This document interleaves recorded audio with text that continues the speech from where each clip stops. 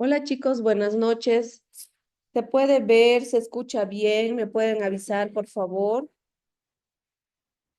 Sí, doctora. Ya. Hoy vamos a ver el tema de parto. Por favor, les voy a ir pidiendo que vayan anotando sus nombres como mensaje. Eso va a quedar ahí grabado. Eso es lo que me están solicitando ahorita en coordinación. Esta clase la vamos a partir en dos o tal vez incluso tres,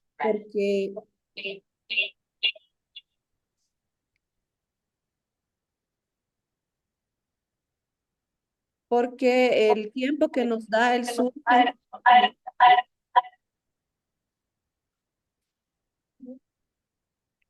Entonces, por favor, les voy a pedir que hemos creado un grupo de WhatsApp, ¿recuerdan?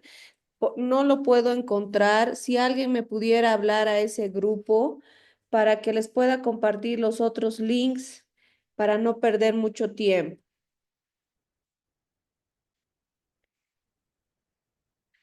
Bueno.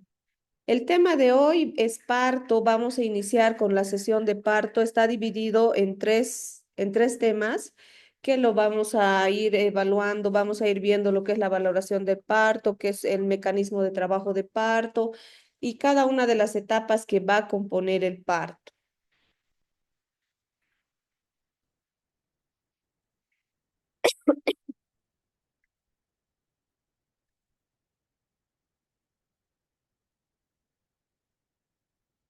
Vamos a ver algunas definiciones para poder ir viendo el tema del parto. Vamos a denominar parto a la expulsión del feto con un peso mayor de 500 gramos o de más de 22 semanas de gestación desde la fecha del último periodo menstrual. Esto es lo que les he ido hablando todas las clases.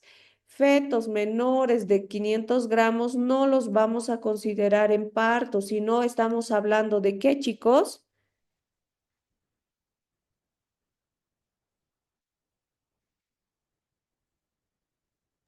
¿Qué es? Aborto. Exacto. Estamos hablando de un aborto, ¿ya? Entonces, parto de término, vamos a decir aquellos partos que están o aquellos embarazos que han llegado a las 37 semanas cumplidas y están menos de las 41 semanas completas. De aquí en adelante van a ver esta palabra que dice completas. ¿A qué creen que se refiere con semanas completas?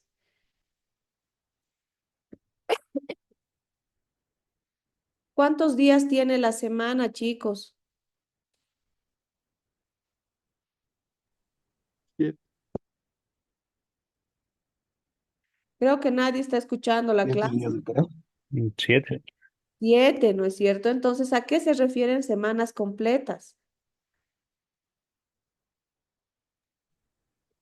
En Que este tiene caso, que, dime,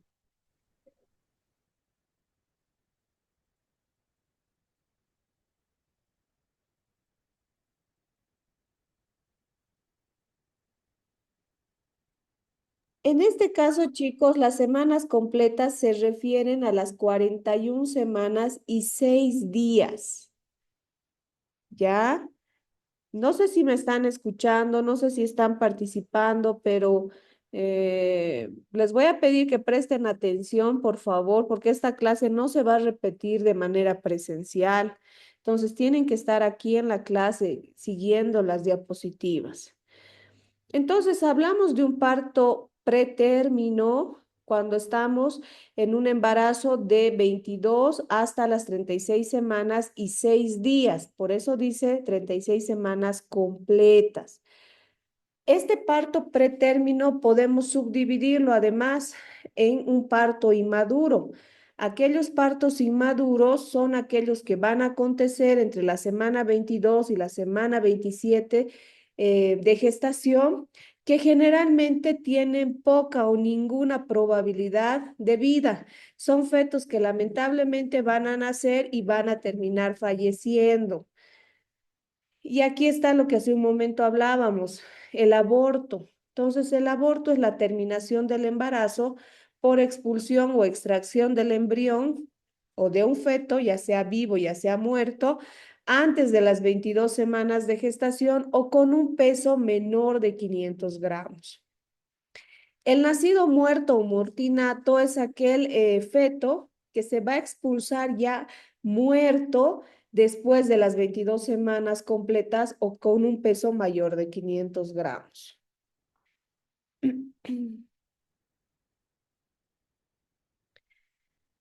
¿Cuáles son entonces los partos postérminos? Son aquellos embarazos que se van a prolongar por más de 42 semanas y obviamente tienen sus complicaciones. Ningún embarazo debería de durar más allá de las 42 semanas. Hablamos de un parto de comienzo espontáneo cuando la mamá ha iniciado sin ningún agente externo el trabajo de parto. Por eso dice, ha iniciado de forma espontánea. Sin embargo, el parto inducido o provocado es aquel que sí va a necesitar la intervención, ya sea de medicamentos o de algún tipo de agente externo. El parto eutóxico normal es igual a aquel parto que va a evolucionar de forma fisiológica sin la intervención de agentes externos. El parto distóxico es aquel parto que va a presentar alguna dificultad durante su evolución. Existen diferentes tipos de distosia. Vamos a hablar de distocias de contracciones a nivel del útero, del trabajo de parto o aquellos partos prolongados, incluso distocias de presentación que se puede presentar en el trabajo de parto. El parto médico dirigido o corregido es aquel donde va a intervenir el personal de salud para poder hacer el uso de aquellos medicamentos como los oxitóxicos, los analgésicos o anestésicos que van a guiar el trabajo de parto.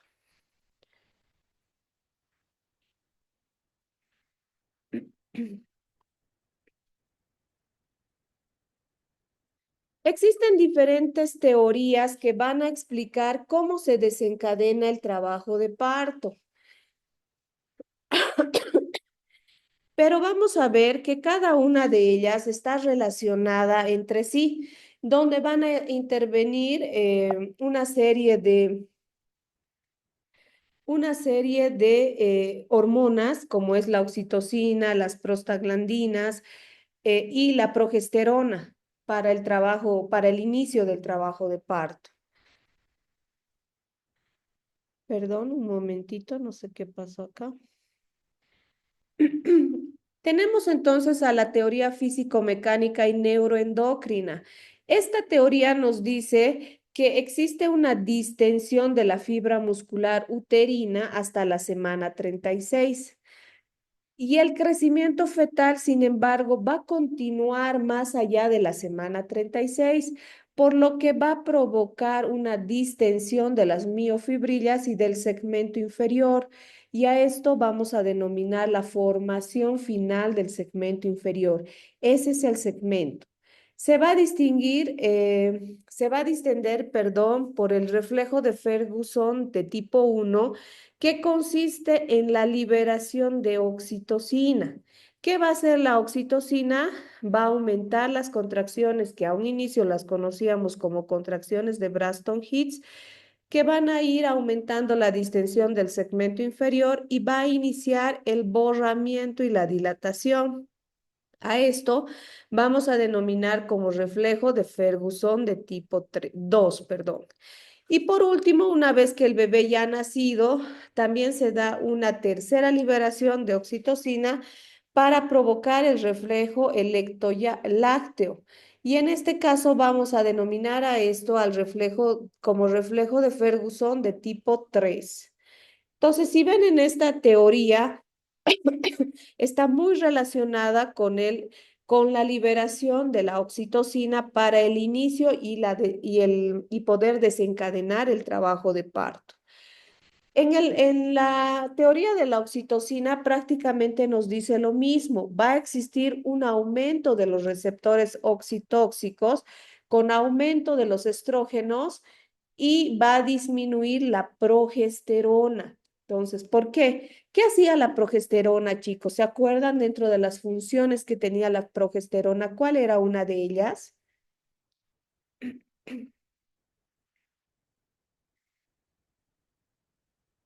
Nutrición, doctor.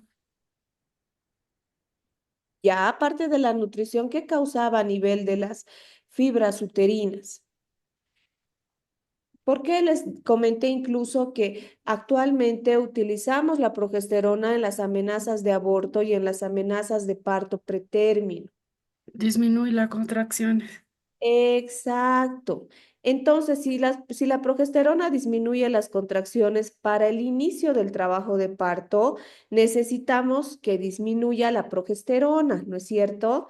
Para que pueda desencadenar el trabajo de parto. Y además aquí se va a incrementar otra molécula que son las prostaglandinas que van a empezar a aumentar.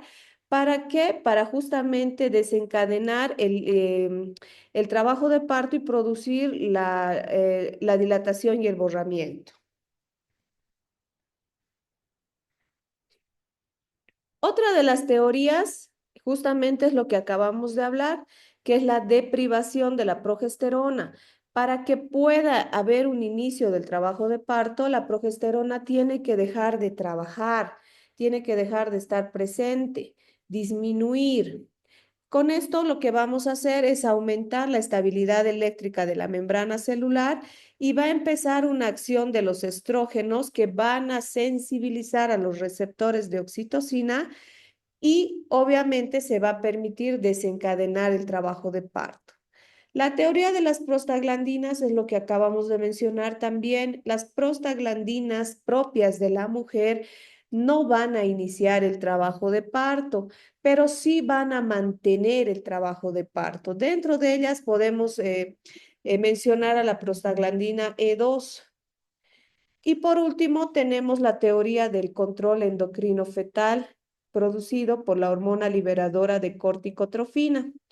Esta teoría nos dice que existe una secreción de la hormona liberadora de corticotrofina placentaria y fetal que va a aumentar el cortisol y el sulfato de dehidroepiandrosterona. Esto lo que va a hacer es incrementar la secreción de prostaglandinas y del cortisol fetal.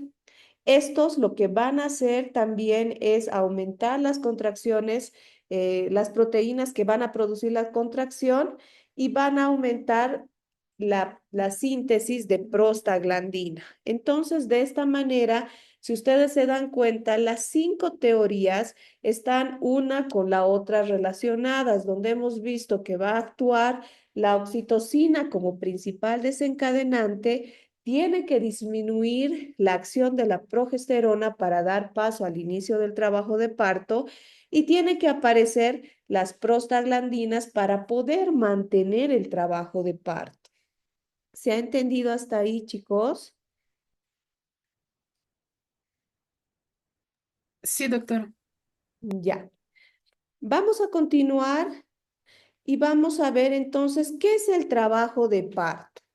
El trabajo de parto entonces es un conjunto de fenómenos fisiológicos que tienen por objeto la salida de un feto que es viable a través de los genitales.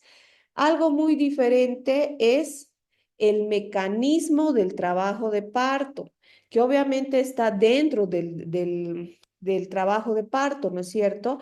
El mecanismo del trabajo de parto es un conjunto de movimientos que va a realizar el feto para poder salir a través del canal vaginal.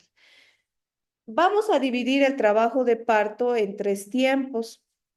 Una primera fase, el primer periodo de trabajo de parto, que a su vez lo vamos a subdividir en dos, en una fase latente y en una fase activa, se caracteriza ¿por qué? Por el borramiento y la dilatación del cuello uterino. Y el segundo periodo de trabajo de parto está relacionado con la expulsión del feto. Y tenemos un tercer periodo de trabajo de parto que es el periodo de alumbramiento o eliminación de la placenta. Para que pueda ocurrir el trabajo de parto, vamos a tener 2 tipos de fenómenos, unos que son activos y otros que son pasivos. Los fenómenos activos son simplemente dos, las contracciones uterinas y los pujos. Y los fenómenos pasivos, los vamos a ver más adelante, son un listado de cosas que van a ir apareciendo para que se produzca el trabajo de parto. Son efectos sobre el canal del parto y del feto, que ahorita los vamos a mencionar.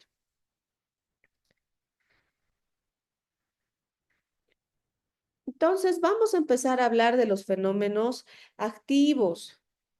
Para poder medir la presión intrauterina, tendríamos que necesariamente tener un método que pueda medir la intensidad del líquido amniótico, pero existen algo que son las características de las contracciones uterinas, que esto sí lo podemos valorar, algunos sí directamente en la parte clínica y otras tenemos que darle un aproximado clínico, porque después necesitaríamos un registro para poder dar las valoraciones exactas.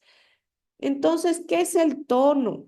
El tono, estamos hablando, todas estas son las características que debe cumplir las contracciones uterinas. El tono es la presión más baja que se va a registrar entre dos contracciones, que debe medir de 8 a 12 milímetros de mercurio con una media de 10 milímetros de mercurio.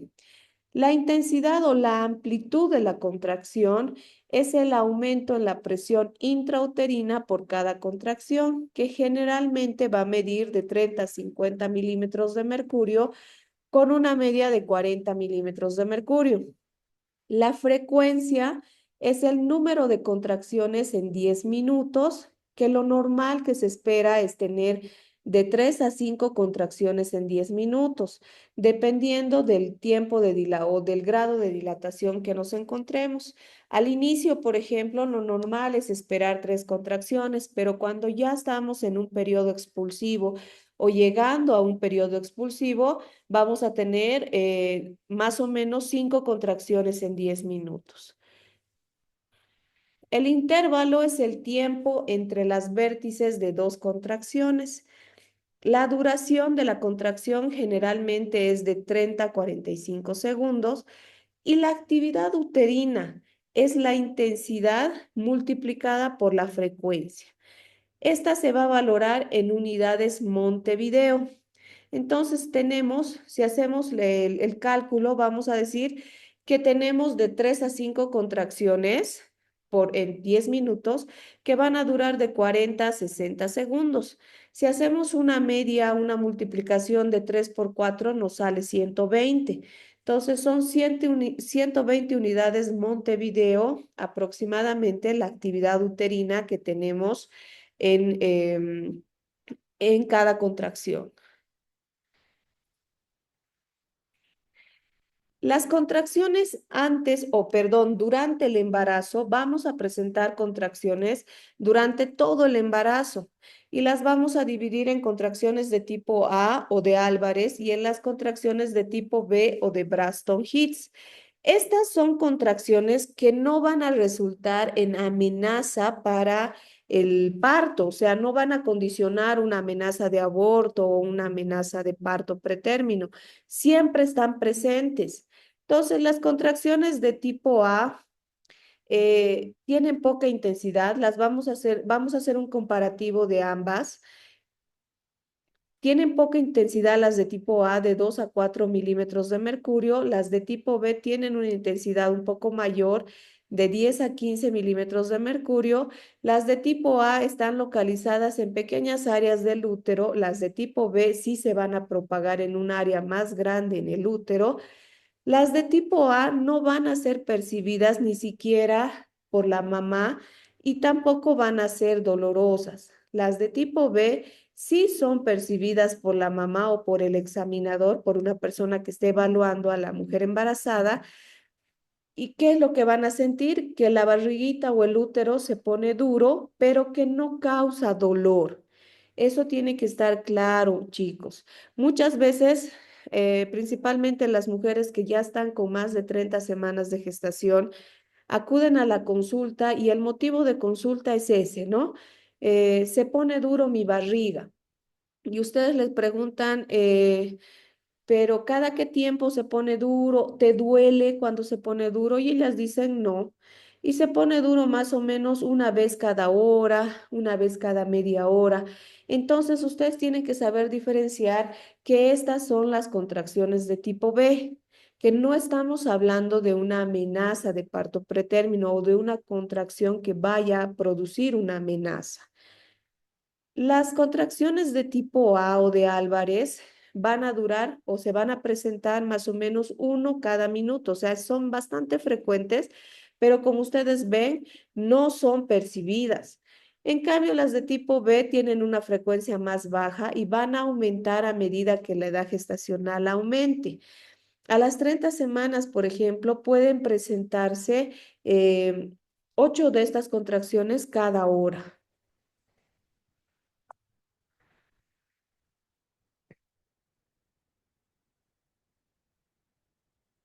Las contracciones antes del parto, o sea, en el preparto, van a ir aumentando de intensidad. Estamos hablando de las contracciones de tipo B. Esas son las que aumentan en intensidad y frecuencia. Y las de tipo A tienden a desaparecer. ¿Qué es lo que vamos a pretender con las contracciones antes del parto? Hacer esto, que se llama maduración cervical. Es una etapa de preparación del cuello del útero antes de iniciarse la dilatación y el borramiento. Vamos a tener diferentes grados de madurez cervical, grado 1, grado 2 y grado 3.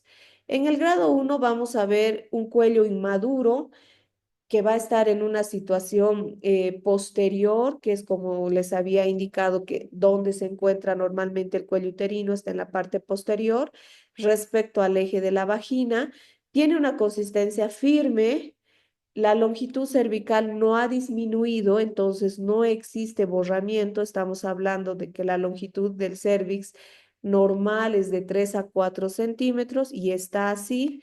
No existe dilatación del orificio cervical interno. En el grado 2 vamos a tener un intermedio entre el grado 1 y el grado 3. El grado 3, entonces, ¿qué nos dice? El cuello ya va a estar más maduro, ya no va a estar en una situación posterior, ya lo vamos a poder ver en una situación más centralizado hacia el eje de la vagina. Tiene una consistencia más blanda, el cuello ya está reblandecido, la longitud, o sea, el grado de borramiento ya se ha iniciado porque la longitud cervical ya está de 1 centímetro o menos y obviamente ya estamos iniciando el borramiento y por ende la dilatación. Está claro qué significa el borramiento, ¿no ve, chicos? Eso ya lo hemos visto. Sí, doctora. ¿Qué significaba el borramiento? Es cuando se desaparece el cuello, ¿no ve? Que se torna apenas uno. No, Es cuando se va acortando, va sí, disminuyendo esa longitud, ¿no es cierto? sí, doctora.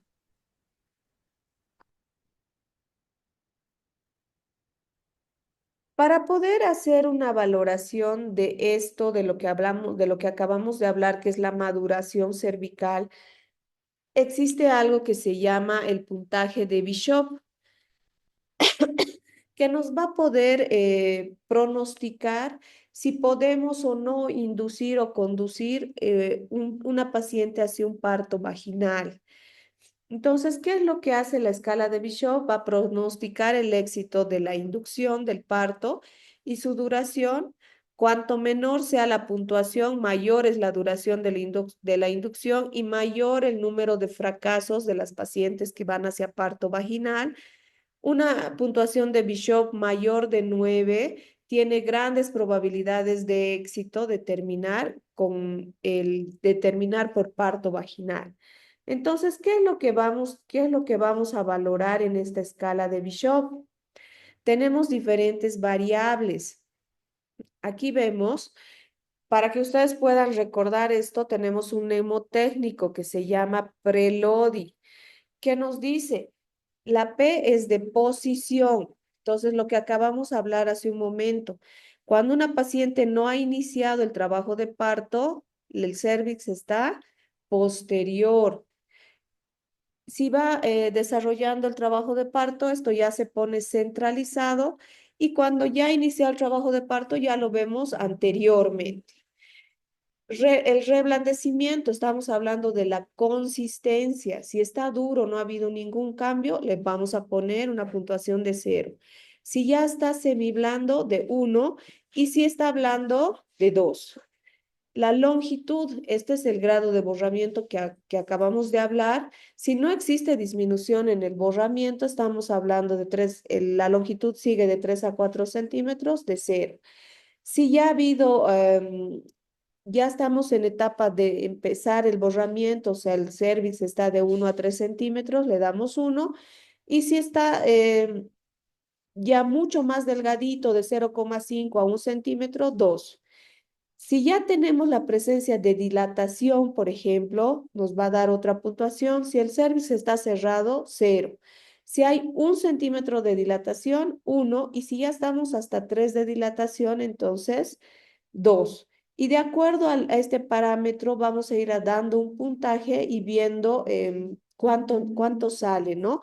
Cuánto sale en el score de Bishop para poder dar un inicio de inducción o conducción para el trabajo de parto.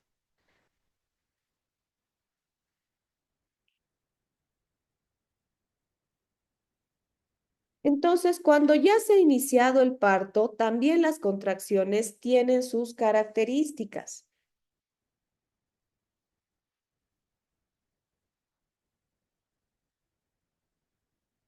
Al comienzo vamos a tener una frecuencia de las contracciones de 3 contracciones en 10 minutos con una intensidad de 28 milímetros de mercurio.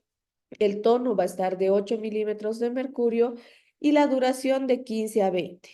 Al final del periodo de dilatación, estas contracciones van a aumentar y tenemos 4,2 contracciones aproximadamente en 10 minutos. La intensidad se ha doblado prácticamente a 41 milímetros de mercurio, el tono sube a 10 milímetros de mercurio y la duración también incrementa de 25 a 50 segundos. En el periodo expulsivo es donde vemos los cambios mayores.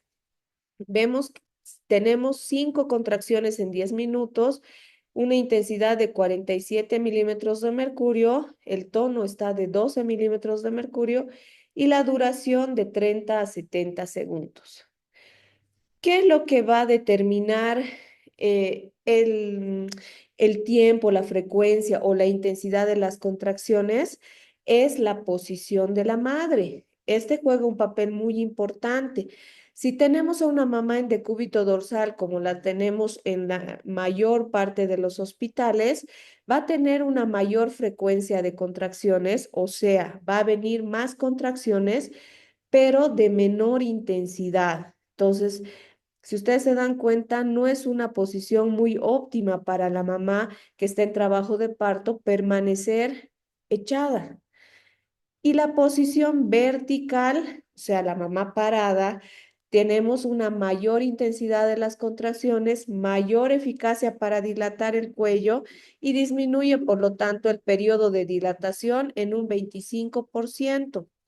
Entonces, lo que se pretende, por ejemplo, ahora hacer son estos partos humanizados, donde las mamás puedan tener un espacio para hacer esto, para poder caminar, para poder estar de pie, con la finalidad de lograr esto, aumentar la intensidad de las contracciones y, por lo tanto, disminuir el periodo de dilatación. Lamentablemente en nuestros hospitales no se puede hacer esto porque no contamos con los ambientes adecuados, la infraestructura adecuada y no contamos con el personal suficiente para poder estar controlando a las mamás teniendo esta actividad, ¿no? Por eso es que no se lleva a cabo en los hospitales de esta manera. Cuando decimos que el periodo, que ya estamos en un periodo expulsivo, cuando ya ha existido una dilatación completa del cuello uterino y ya las contracciones han producido o han provocado el descenso de la presentación. Y en este momento vamos a tener la necesidad de entrar a los pujos de la madre, a la ayuda de los pujos de la madre para poder sacar al feto. Aquí tenemos un resumen de lo que hemos acabado de hablar con respecto a las contracciones. Si ustedes ven en la parte inferior, vemos que durante todo el embarazo existen las contracciones, tenemos a las contracciones de tipo A y a las de tipo B. En el preparto, estas contracciones de tipo B ya van incrementándose en intensidad y en frecuencia y ya tenemos las contracciones propias del parto, donde van a comenzar a ayudarnos con la dilatación. Vemos a un inicio más o menos 3 contracciones en 10 minutos. A medida que que la dilatación va aumentando, aumenta también la frecuencia y la intensidad de las contracciones. Y ya en el periodo expulsivo tenemos su máxima expresión, donde va a haber un incremento mayor de frecuencia e intensidad y obviamente del tono de las contracciones uterinas.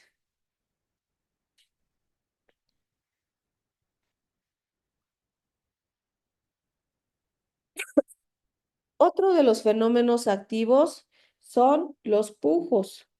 Esto es lo que acabábamos de hablar. Entonces, ¿qué son los pujos?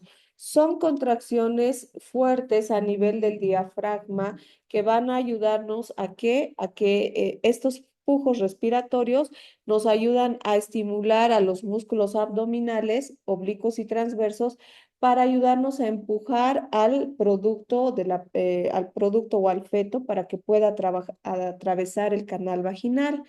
Tenemos dos tipos de pujos, los pujos espontáneos que son propios de la mujer embarazada, que sin necesidad de guiar a la madre, vamos a tener todas las mujeres que están en trabajo de parto, van a presentar estos pujos y los pujos dirigidos, donde se supone que nosotros como personal de salud debemos intervenir. Los pujos espontáneos entonces son fisiológicos. Va a aparecer, perdón chicos, creo que ya estamos por terminar. Van a por favor conectarse al otro link que les voy a enviar en este momento. Ahorita se va a cortar, estamos con menos de un minuto, menos de 30 segundos y se va a cortar. Entonces, desde aquí vamos a volver a retomar en un minutito. ¿Está bien?